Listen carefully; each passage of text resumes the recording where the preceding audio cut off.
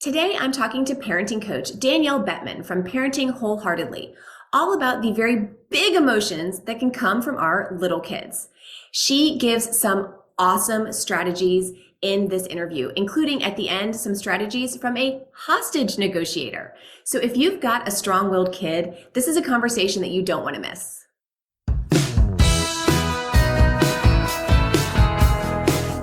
I am so happy to be joined today by Danielle Bettmann. She is a parenting coach for strong-willed kids, and her company is called Parenting Wholeheartedly.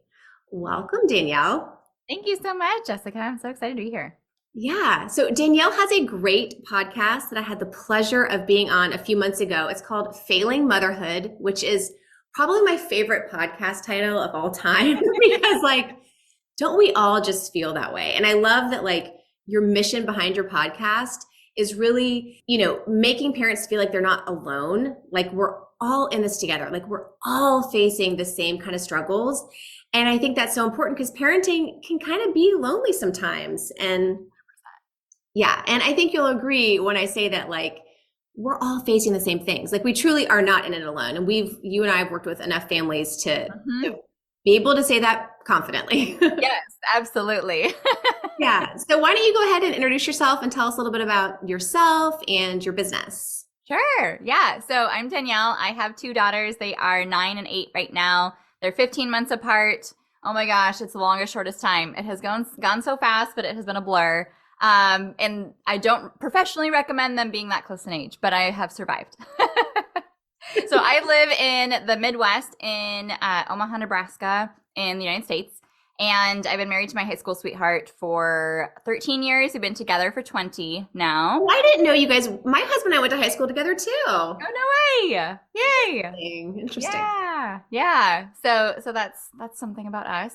I have had my business now for almost 4 years, just about coming up on the 4th anniversary. And it started out in person, locally, just kind of a la carte, coming over to families' homes and saying, how can I help? What's going on? And that was because I have a degree in child development and teaching certification from birth through 3rd grade. And I was already working in classrooms and doing home visiting through a program by Save the Children prior to becoming a parent myself. And I realized what happens in a classroom is great, but what happens at home is what really matters most. And parenting is the hardest job in the world. And we're all just trying our darndest with not a whole lot of training to speak of. No village for sure. No guarantees we're doing anything right. And that's where I knew I could make the most difference, especially becoming a parent myself and just realizing how textbooks are one thing, but we need boots on the ground. What do we do? Help, as well as just support for our own capacity and sanity as parents, and really just validating that experience for other parents. So that's the mission behind my business, was to start to just support families and go from there and see what worked. And then the pandemic hit. So I switched to all virtual and I started my podcast, like you said, Failing Motherhood, 2 years ago now. And I have really grown to support specifically parents of strong-willed kids, where I ran into a lot of families where one kiddo is pretty easygoing and the other one has high highs and low lows and no in between. And they know exactly what they want, and they have all these unmet expectations that come crashing down to reality. And getting their shoes on or getting their car seat buckles on is just a lot harder at this age between 1 and 7. And so that's what we have. I've really dialed in my toolkit for parents to support, because that's my second daughter. She is that one that still to this day will say the most exaggerated things and just have visceral reactions, but she also feels so much joy and she's so lovable and she has so much love to give. And so I have really tried to help families see that, of course, they love their kids. Of course, they're doing the best they can as a parent. They are the parent their kids need. This kiddo just requires you to kind of level up to a whole new toolkit of things that make you feel more equipped to handle them with confidence and like them again. That's the goal. Yes, I love that. I was looking at your website before we get on, and I love at the top of your website, it says, we know you love your strong-willed child. We help you like them again. And I think that is such a great way to put it. It's such a great way to put it. Yep. Well, and I wanted to have you on because I know that so many families in the Awesome Little Sleepers community have strong-willed kids, and that's why they've, they're part of this community and they're following along with me to help with sleep issues. But also I know that they're dealing with lots of big emotions with their strong-willed kids all times of the day, not just at bedtime. So, Right. It's some of the things you mentioned, just the meltdowns and the tantrums about food and getting in the car seat and putting your shoes on or nothing, or just crazy nonsensical things that you don't even know how it's turned into a meltdown, but here you are in the middle of Target and it's happening. Yes. Yep. Yep. And I feel like one of the questions that I get a lot about bedtime tantrums and stuff is like, what am I supposed to do when my kid is having this meltdown? What am I supposed to do? Which as a parent is a totally valid and reasonable question. And we do need to have some strategies to deal with tantrums in the moment. Mm-hmm. But I wonder if that's even the right way for us to be thinking about it. Like, is that the most important question for us to be asking? How do I get my kid to stop having this meltdown right now? Is that really how we should be thinking about it? So let's kind of talk about some of these big emotions and give us some help. Give us some help. Yes, this is what I do. And any question is a good question. If you're asking a question as a parent, it's because you care. And if you're defeated, it's because you're trying. So I already know you're a phenomenal parent if you're tuning in and you're seeking out resources and you want to know more about what's going on with your child rather than writing them off completely, because that's also a valid response to something that's so stressful. So that's great perspective right there. I just think everybody really needs to hear that. If you are having concerns about your child or how you're parenting your child or how you're reacting to your child, that makes you a good parent.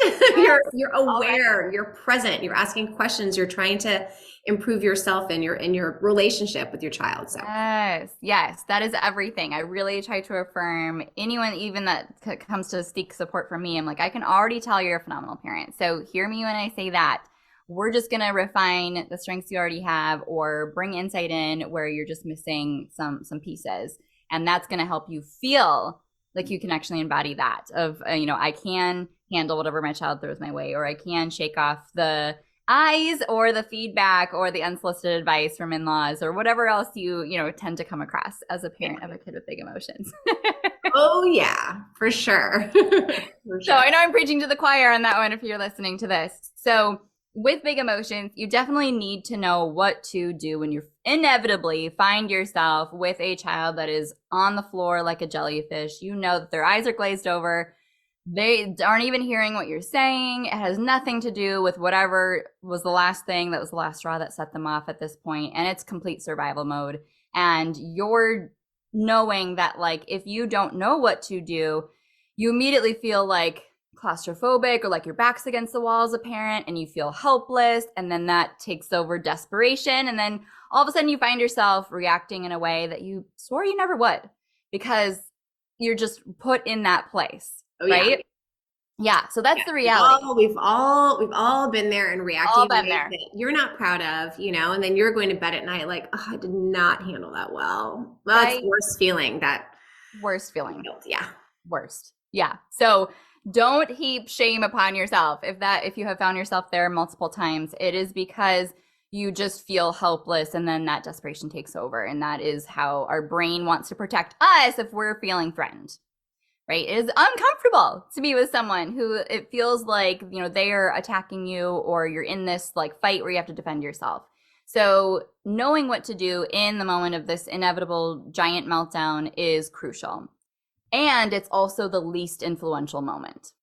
Right. As in, what you do in that moment is fine, but it is not going to change what happens next time and next time and next time and next time. So if you're really looking to not only survive that moment, but hopefully eliminate or begin to diminish and diffuse some of these big behaviors that your child is struggling with, we need to think about what's going on leading up to that moment, all the ways that you can anticipate it and prevent it, and make the most of when they are teachable, which is definitely not when they're seeing red and, screaming.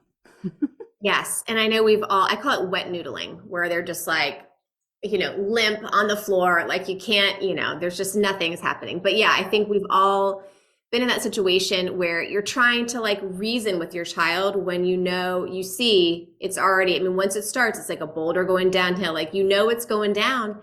Yep. And the more you kind of walk on eggshells, like, oh, okay, maybe if I just do this one more thing, or if I just, Yes. maybe I can prevent it, desperately I'll trying to explain do it anything. away and it'll be fine. Yeah. Trying to talk them in the moment is not an effective place to be. No. So how do we start to kind of get ahead of it and to help prevent this stuff from happening in the future? Yeah. So, of course, developmentally, tantrums are appropriate for quite a while. So it's not that behavior is in and of itself something we have to, squish. Oh, that's interesting. Okay. So it's normal to have these kind of outbursts. That's not something we're going to be able to get rid of completely, and we shouldn't be putting that pressure on ourselves. Right. So a lot of times we look at that, and if our child is our report card's giving us an F. Right? Like that makes you freak out as a parent because you want to be a good parent if you are working really hard at this. So that feedback makes us panic and, melt down ourselves. So we do need to keep that caveat, that asterisk in mind of this is normal. This does not mean there's anything wrong with my child, and there's not anything wrong with me as a parent. They are entitled to their opinion. It is okay for them to want ice cream for dinner and be sad when they can't have it for dinner. It's okay to be sad sometimes. It is, yes. Sometimes you're not always going to get what you want, and that's going to make you sad, and that's normal. Yes, but that's a hard concept, right? So it is. It really is. And I mean, yes, and because your kids are a little bit older, and my kids are 10 and 12, and this is something that they will continue to learn, that things aren't always going to go their way. And it will continue to be difficult as a parent. Yes. But I think the sooner that you can start having them understand that, sometimes your parents may know that something is right for you. Like you can't have ice cream for dinner every night. Right. Sometimes that you're going to be in those situations. So the sooner you can kind of start setting up that type of expectation, I think the better it is, because life is filled with situations like that. And that's what we're really prepping our kids for. Right. We're not trying to create perpetually happy children that can't handle, something that doesn't go their way down the road. We want to create resilient kids who understand that balance and know that they'll be okay despite not being able to get everything their way. But we have that guilt that rushes in right away of, I have made them unhappy, and that makes me feel conflicted as their parent to be able to hold this boundary without that like rush of affecting my vibe of confidence in that moment. And then that's when we really falter, or we toss out empty threats, or we go back on what we say and, let them have the ice cream for dinner, and then have that slippery slope of we set a precedent now. And, just so much mind game goes into parenting. Yes. And then like I always try to teach my families too, like the behavior that gets them what they want, you're guaranteed to see that again. Oh yeah. Guaranteed. Yeah. You got ice cream for dinner tonight. Guess what's going to happen tomorrow? You're going to do whatever you need to do to get your way again. And you're starting, your child is always learning something. They're always learning. It's just human nature. Everyone's learning. Yeah. Oh yeah. How to get things done, how to get what they want. I mean, everyone's learning that. And so your kids are also. Yes. Yes. So that makes you feel like, you have to be overly firm or rigid, and, can't even let them choose between an option that you didn't give. And there's so much nuance to this. It is still a relationship. It is not A plus B equals C perfect formula to create like a robot, right? Just even being able to give yourself that grace and that compassion of like, yeah, I didn't maybe hold to it last night, but why? Let's get it more inquisitive. Let's get curious. And that's the next point I was going to make with these big emotions is we want to bring some sort of air of curiosity to this, to say, why, what about this really set them off? What's going on for them in their mind? And where might this be coming from at like a deeper level? Because sometimes it's just hangry, overtired. We know what the problem is. We know how to solve it. Yes. And that affects our patients too. So we have to be able to understand that in them. But then with strong-willed kids in particular, they are always feeling like their cup of attention or connection and power and control are quickly depleted. and it feels like it's never full enough. And they're really good at figuring out how to get it met again. And when left to their own devices, they will figure out really effective ways that work to get those needs met. Yeah. So, and they would rather have negative attention than no attention. They would rather feel powerful in moments that are not mutually beneficial for us than, know how to really work with that. And so that's where we need to be able to see, okay, so is this ice cream for dinner thing because they've been bossed around all day at school, right? They've been like told what to do. They're keeping it in all the time and they just want to be able to own something in their day. Is that what this is, right? Like, let's just run that hypothesis and see if we can give them positive outlets for more control in their day, and then see if that affects that. And if it, tends to alleviate some of these power struggles that are coming in these moments where we really just need them to do what we need them to do. Right. But so when we talked about negative attention, just real quick. So you're saying like kids have a need, they have some type of need to be in control of their little lives, right? And most of their lives, they don't have tons of control, right? We tell them when to go to school, we tell them when to pick up, we tell them what they're doing, we tell them where we're going and when and how they're supposed to dress and what they're eating and everything. Yeah, everything's decided for them. So especially with strong-willed kids, you're saying this kind of need for control can get depleted quickly. So in those situations, you said they'd rather have negative attention than no attention. So that means like, even if they just have to whine or use some kind of, behaviors that you as the parent don't want to see, like begging for ice cream for dinner, even if you're going to get frustrated with them and yell at them or empty threats or send them a timeout or whatever, they'd rather be in that like dramatic, like negative engagement situation with you because they're kind of the boss of that, right? Yes. They've set you off. Which is powerful to be able to set someone off, especially your parent. So fulfilling their like need for control in like the worst possible way. So you're saying maybe there's other ways that we can give them some control that will be more positive. Yes. Because so give me some examples of like that. Absolutely. Yeah. Because we're not going to, no human is just all of a sudden not going to need connection or not going to need control.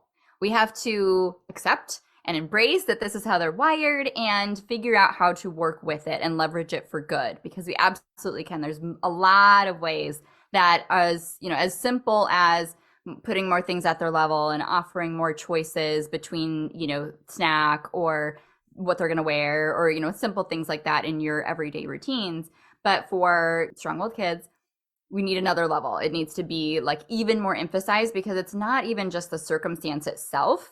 If you look very objectively, like a fly on the wall and compare them and their sibling, you would say, I give them plenty of attention, right? They have just as many choices as their sibling. They're fine with it. And this kid is not. It's because it's their mindset, the way, like the lenses that they see the world with are skewed, where their perception is off and they're creating this whole narrative of like what is necessary for them to do and why their behavior is justified. And they have a really strong sense of like fairness that is going to have that really strong sense of like, I'm going to get it, right? They're not like, whereas other kids would say, oh, my parent's not giving me this. Maybe it's something wrong with me. That's a totally different problem, right? Yeah. But for strong-willed kids, they're like, well, the problem isn't me. So I'm going to still get this figured out one way or the other, which is good for them, right?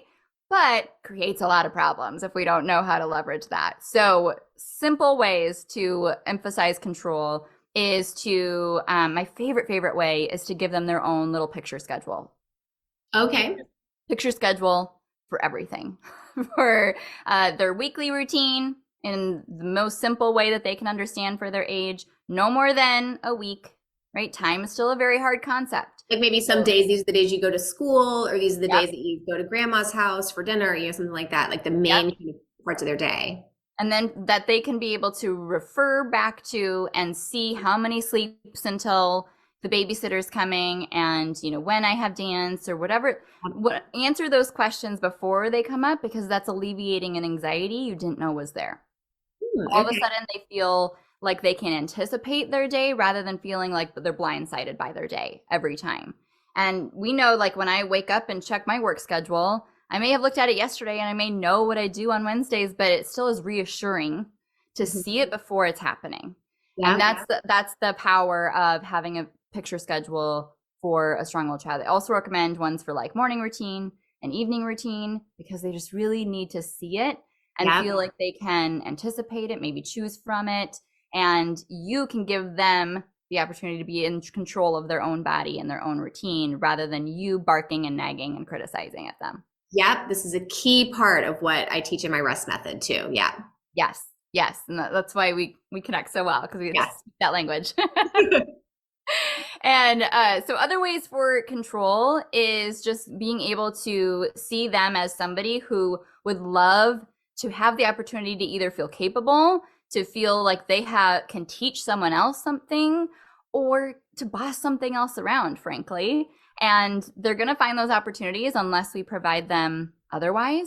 So that's why I love the books where the kids get to like really tell the character what to do, like the No David books or Don't Let the Pigeon Drive the Bus.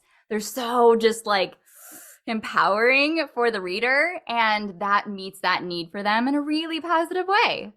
Okay. I love that idea. What about giving them some like, not like chores, because that's like a different thing, but like having them be helpful, like maybe having them help set the table or put the napkins out or the forks, or like whatever's an age appropriate like task for them. Is that good to have them be helpful, so then you can be praising them for the good job that they're doing, as opposed to, using negative attention to fill their cup? Yes. Yes. They love to feel capable. And that's why classroom jobs work so well, at school or at preschool. Oh, yeah. And so when you translate that to home, you just have to maybe give them a couple choices and let them ultimately choose the one job that they're either going to have that day or that week or ongoing. Doesn't matter. But my strong-willed daughter picked toilets. It's her favorite. She loves to clean toilets. I'm not going to argue with that. You know what? My kids really love that too. That really came out of COVID. I was like, oh, okay. Everyone loves to clean toilets. They're like arguing over it. I'm like, good, argue. Clean the toilets. That sounds great. We've got a few toilets. You take that one, she'll take this one. Yeah, it's perfect. Exactly. Yes. No, that's a really good one too. Mm-hmm. Okay, great. Okay, so we kind of know, so it sounds like before these meltdowns and tantrums are starting, it's kind of up to us to think, okay, when these things come up, what are they really about? Maybe there's something underneath all of this. What can we do to help fill their cup, their cup for their need for control, and their need to kind of be in charge of something in their lives? What can we do to help fill that up in a positive way before we get to like meltdown central? Yeah. That's our long-term way that we're going to like use to help ward off these behaviors in the future. Right.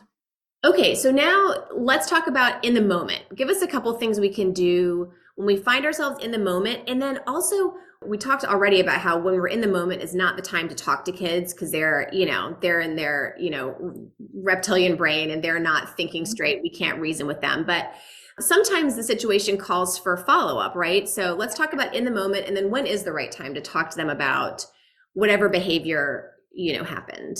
Yes. Yes. So I like to refer to it as they're in their alter ego. Like you can recognize, when their eyes glaze over, oh, okay, I'm no longer talking to my child, Susie. I am talking to her alter ego, Brenda, right? Like some of my clients have like made up a name for it so that they can just detach more from like, this is, a personal attack on me, to like, oh, this is something that she's having a hard time with and really struggling, and like is out of her element of basically tapping out, white flag, I can no longer handle what is going on. I need your help. And that's when we can say, oh, I'm your grown up. That's what I'm here to do. I can help you. And that enables us to stay in a clearer thinking mode rather than being swept away into the dysregulation that they are currently functioning in. Because if we don't have any regulation to share, we are not going to be able to calm them down. And I always want to make sure to give parents permission to go do what you need to do to have regulation to share.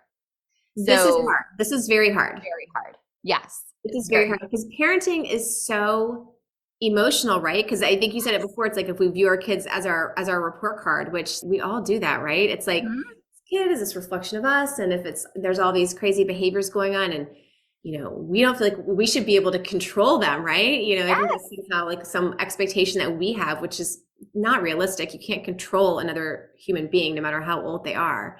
Right. I think we start to feel that. And so I think it's hard to kind of hold that space, but that's why I love the idea of the alter ego. Mm-hmm. Almost like, yes, you're like, okay, you're not Susie, you're Brenda. Yes, because the mind game is so real, and we start to tell ourselves a story, and then that story is pouring gasoline on the fire in our brain of like, oh my gosh, this is only getting worse. They are going to do this for their grandma. They're going to get kicked out of school. All of a sudden you're reacting to the thought of your child being in juvie 15 years from now, and not them, what's actually happening, which is falling apart over a broken granola bar. And so of course you're going to lose your patience. Taking a long stretch. Yes. But we've all done that too. Like the train is just off the tracks. So trying everything that you can to keep your mind in a healthy, accurate, more objective space is huge, because then you're going to be able to tune into what's going on with you, and then have the tools you need to be able to do even the conscious things you're learning right now, to even have those tools accessible at that moment. Mm-hmm. The mindset piece is the prerequisite. Mm-hmm. So I always say that sanity comes before strategies. You need your sanity. So sometimes that means just being able to hold your tongue for 5 seconds before whatever you want to say comes rushing out of your mouth, because that's what your parent said to you, or that's what that instinct takes over. Yeah. Just holding that reaction so that you can formulate a response rather than. Yeah. So just putting that pause in there is huge. If you need to, turn around, walk into the hallway. Count to 10. Yep. Yes. I have said before, mommy needs a timeout. Yep. Just, I'm exiting the situation for a minute. Yep. Yeah. I will come back and check on you in 2 minutes. I will be right back. That's all you really need to say. Walk away. As long as they're safe, you do what you need to do, because for me, it feels like it's like rushing up to here. And as soon as I get physical distance, it comes right back down. I just need that space to feel safe again, to then turn right back around. Yeah. For me, it's like tightness in my throat. It's like, So do that. And then you can come back and you can just say, hey, I'm here. But really, you kind of have to let it play its course, right? I mean, if it's a lot of dialogue and you're trying to calm them down or stop things, it's usually just turning into like, I imagine like a cartoon of like, everybody like in a big wrestling match or something, where dust is it's just everything's going crazy. Yes. So you're there to be the calming force. If they can ride the wave of the emotion without something feeding it, it usually won't be too long. But if we start to, try to explain away and use a lot of logic and reasoning and convince them out of feeling the way that they are, then it just kind of continues that. Like, it's just a broken granola bar. I mean, we can have another granola bar. You broke one the other day and it was fine. We have more. You want a different snack, like all that is just. Yes, it's really not helpful, because they're not hearing it, and it's only more energy into the interaction. So just being able to say, I'm here in any way you can, whether that's holding them, sitting next to them, sitting by the door, right outside the door, whatever that needs to look like for you. Hey, I'm here when you're ready for a hug. Okay. Really all that you need to be able to communicate. Well, no, I was gonna say, I like that. And I also feel like it gives, it kind of like not lets parents off the hook, but it's like, there's nothing we really can do in that moment. There's nothing we really should feel like we have to do.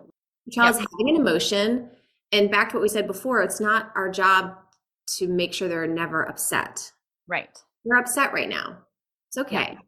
Calm down, and then we can deal with it. Yep.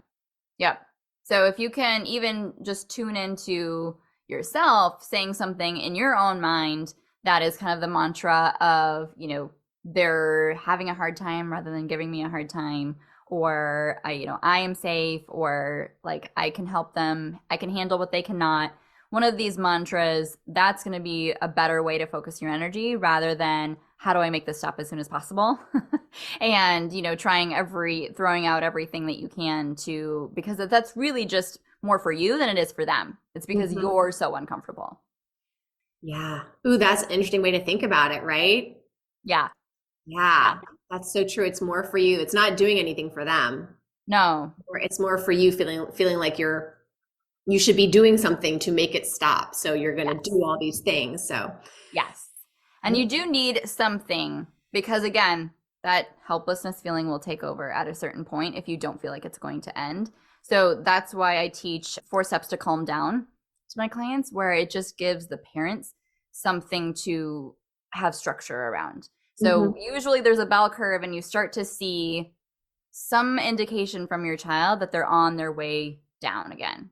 You saw the clear ramp up, and then now we're seeing a little bit of a comeback down where they're able to be more verbal, or they're coming to you, or they're, moving again. And at that point, you can offer to blow their nose. That's kind of the first one I usually recommend, because if they're boogery, we need to do that maybe even before a hug. So let's have you blow your nose and then take a drink. Here's your water bottle, because if you have to suck through a straw, that's going to force you to breathe more normally than you have been and start to bring that heart rate down. And then, so we blow our nose, take a drink, get a hug in any way, shape, or form. Hug your lovey or hug me. And then I'm going to either breathe with you, or I'm going to model a deep breath, or encourage you to take that deep breath with me. And some kids are still going to be really resistant to that, but we're going to model it anyway. So after you have that deep breath, then at that point, you can move forward with whatever you needed to be doing in that first place, choosing the snack, or, going back to the mess that they didn't want to clean up, or whatever it was that was going on, offering a choice of how they're going to go back to addressing that and moving forward. And giving a choice is going to give them some dignity back and help them feel engaged in that collaboration moving forward, rather than feeling in that I came out of a really vulnerable place and now I feel really icky being, demanded of already again. Yeah. Okay. So to bring them back into something where they have some choices, where they still feel valued, and it doesn't. Yeah, I like that. Okay. So let me ask you this question. So what if you are, you've been dealing with, trouble with your kid, let's say getting their shoes on when it's time to go, or let's say they're getting their coat on because it's winter right now, getting their coat on. They don't want to wear the coat, but, you've tried to explain to them that your job as a parent is to keep them safe and keep them healthy. And one thing that we have to do if we're going to go to the playground today when it's 40 degrees is we have to wear a coat. That's something that we have to do in order to go to the playground. You've explained this, you've made it as clear as possible. Time comes to go to the playground, and you can tell that it's coming because you're starting to get the no, I don't want to wear my coat, it doesn't feel good, it's too tight, I don't want to wear my gloves, or whatever it is. You're starting to get the pushback. When you know that if you hold this boundary, you are going to be faced with a tantrum, is it still okay to hold that boundary? Yes, and there's a way to do that well. Okay. So totally, every parent is finding themselves in that same position.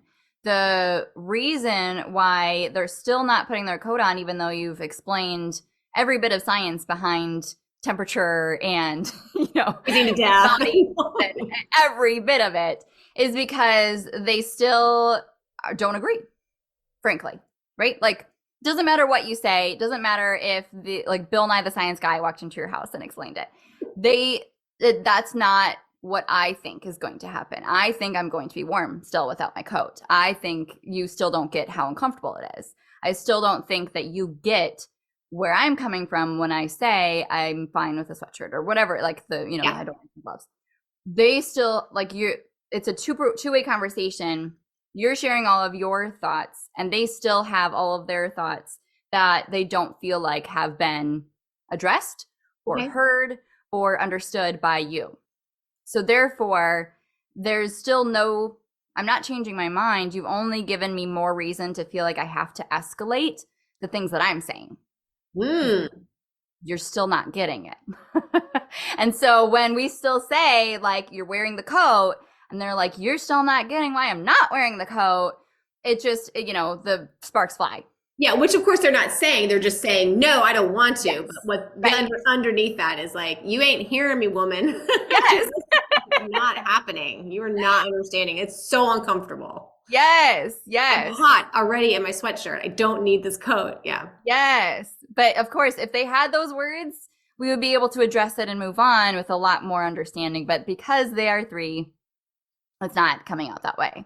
So it's very hard for us to remember that. But when we do, we can totally get ahead of the meltdown that you still are holding the boundary, right? They still are wearing a coat. That's the non-negotiable part. But the delivery of trying to diffuse the meltdown around the coat is still within your power to control as a parent. So the main message you want to send is, I get it. Okay. And you're not sending that message by reiterating all of the science. Right. So hold your tongue on that, right? You can just say, hey, it's cold outside. We're gonna have to wear a coat today. That's all you really need to explain. Yeah. And then you need to jump into, and I know you don't like wearing your coat. You've told me that this coat, it feels uncomfortable and you're already hot. Yeah. And, before you're just trying to say things for them. Yeah. Like, I'm hearing you, I am getting it. And despite, I hear you, I understand those things. Despite those things, this boundary is greater than that, or still has to be met in order for us to go to the playground. But ultimately, you're saying a whole bunch more things they agree with than the one thing they didn't agree with. Okay, I see what you're saying. Say all the things that you think that if they could express it, then they would. Yes. And that's actually like a really strategic strategy that is in the book, Never Split the Difference, written by a Navy SEAL, about hostage negotiation. And that's why it works so well with strong-willed kids, is because that's how it feels. Once you are able to articulate everything that the other person in this particular, argument is trying to say, until so adequately that they would say exactly, then and only then do you hold the power in the conversation where their ears are unlocked to hear what you have to say. Oh, that's until that isn't met, they're still just like stuck in, you don't get it, I'm fixated on my own opinion, and it's not happening. But once you say all those things for them, I know, you really wish you had a different coat. This coat is red and your favorite color is blue. And you don't think that you want to wear gloves today because you don't see any snow. And, like everything else that they're trying to say for them. And then they basically look at you and say exactly, right, without saying it. Yeah. Then that's when you can kind of segue into, and we are going to still have to wear our coat today. Yeah. Oh, man, I know it's the worst. Yeah. So, and then you always want to follow that up with a choice of 2 possible ways it could go. They're going to wear the coat, but can they, do you want to put the coat on now or in the car? Or do you want to wear the coat with the gloves or not the gloves? Or do you want me to zip up your coat or you zip up your coat? Some way, because otherwise they're still fixating on, will I or won't I? Will I listen to this or will I not? What's in it for me? Is there enough of a conversation about it? But instead, if you get their mind to ping pong between the 2 choices of how the coat is going to get worn, okay, now I'm thinking about that and which one is better for me and which, how I want to assert my opinion on that. Okay. And you've already bought in my cooperation. And the momentum is assumptive close. You're like, okay, so you're wearing a coat. So do you want me to zip it up or you? Yep. Yep, exactly. It's like a sales tactic, probably. I love that. Okay, so let's just like worst case scenario it, right? So the boundary is you have to wear the coat if we're going to go to the playground. Yeah. Okay. So let's say despite your best efforts, you try all of these things or you've just learned all of these things. And so, you're trying to put it into practice this first time and it's a no-go. The coat's not going on. So in my opinion, it's important to not go to the playground then. Mm-hmm. Because it's been very clear that you have to wear the coat in order to go to the playground, right? So even if that's going to be very upsetting to your child, it's still important ultimately if you can't get that cooperation. Yeah. that it's okay to have that consequence in that situation. Yep. And usually I would say that in a way of the script, I can't let you. And that's really trying to like speak to the powers that be that have control over me as a parent, all my responsibility and who I, speak to as my higher ups. I can't let you go to the park without a coat. Yeah, I have to keep you safe, and it's not safe because it's very, very cold. Yeah. Yep. So after we go through a situation where your child is upset, do you come back to talking about it again? So like whether it's the broken granola bar example we've given, or if they didn't put their coat on, didn't get to go back to the playground. Yep. Do you come back to that after everyone has calmed down? Do you wait a little while and then kind of go at it that way? Mm-hmm. It depends on, their age and the situation. And if you feel like you're going to find yourself in that same exact situation again, then definitely. The timing is kind of arbitrary. There's no perfect magic time slot that you're going to have the most attention, especially because it depends on the time of the day that it even went down. Yeah. So you can just take advantage of any opportunity where you feel like their head's in a neutral space and you have their attention. So maybe that's the drive to school that morning. Maybe that's, bedtime that night. They're going to be able to remember if you just quickly narrate, hey, remember at breakfast when this happened? Then you kind of, spark their memory. So you're back in that moment together and you just narrate kind of objectively, this is what I noticed, or this is what happened, or this is what I saw. Hey, next time, let's make a plan for what's going to happen differently. Next time that happens, what could you do instead of whatever you just did? And, you can reiterate the rule at your house, or in our family, or, I can't let you hit your brother, or you can be mad but not hurtful, or whatever the, lesson is that you want to tie in and take advantage of that learning. But pretty quickly, they know the rules. It's not that they forgot, oh, no, I thought for sure that was legal, right? That's never really the problem. Very rarely, 1 to 2 year olds, yes. But beyond that, they know it's not okay to hit their sibling. They don't need that reminder specifically again. They need to figure out what to do instead when they find themselves in that same position and their, sibling knocks over their Legos or takes their toy out of their hands. What do I do instead of what I want to do, which is hitting them in the face? And that's what you need to reiterate is like, what are some ways we can show anger without being hurtful? What are some ways you can get your toy back? What do you need to do if you don't know how to do it? Go get an adult, or say, stop, I don't like that. And reiterate that replacement or that substitute behavior and teach the skill that might have been missing, or maybe just even the impulse control that they couldn't, handle in that moment. Yeah. Awesome. So many great ideas. I really love the idea about giving them choices, which is, it's a big part of what I teach too, because giving choices invites that cooperation and makes you feel like you're on the same team. Yeah. But then I think you really took it a layer deeper in talking about the coat scenario, which was like, it's something they really don't want to do. And instead of taking their mind off of like, will I do it or won't I do it? Give them a choice, assuming that they're going to do it, give them a choice about doing it. So I think that's a really powerful tool for parents. It's so versatile. You can use it all day long. They'll give you lots of opportunities to practice. Yeah, I think now that we've all heard this, we're all going to be like, oh, I see many opportunities to use this with my children of all ages. Oh, for sure. Yeah. Now I need to work on applying it to my marriage, probably. Marriage coaching, that's next up for you. Yeah. Give me like 10 more years. I don't know what I'm doing yet.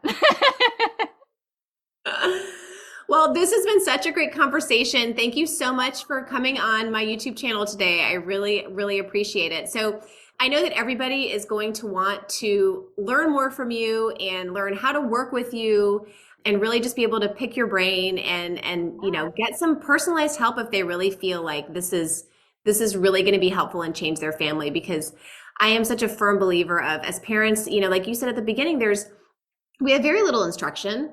There's no guidebook. No one's telling us what to do. We're just making it up as we go. We're doing our best. Yep. And the most healthy thing that you can do if you're struggling with something is ask for help, because there is help out there. There is help out there for parents in all kinds of situations. So tell everybody where they can find you. Yeah. So my website is parentingwholeheartedly.com.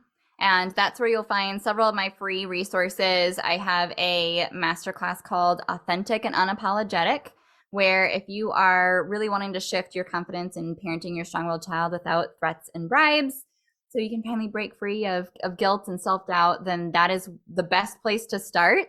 And I also have a guide that's free. Yep. Oh, okay. Yep. I also have a $47 paid course on managing big emotions that goes even deeper than we got to go today, with a whole kind of flow chart with the bell curve of the emotions and just all of like the knowing what's going on in their head and how to access their brain better to get through to them.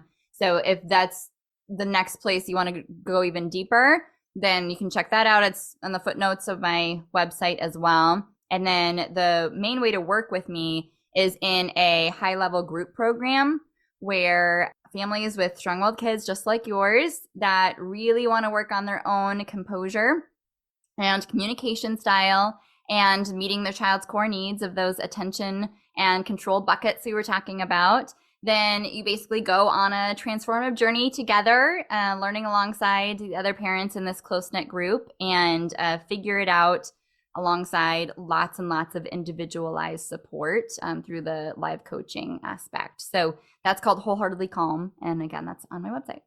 Oh, that sounds great. That's a lot of great resources. And then your podcast, tell us your podcast name again. Oh, yes. Failing Motherhood. It's in all the podcast places. We're like 90 something episodes in at this point. Every other week is an interview.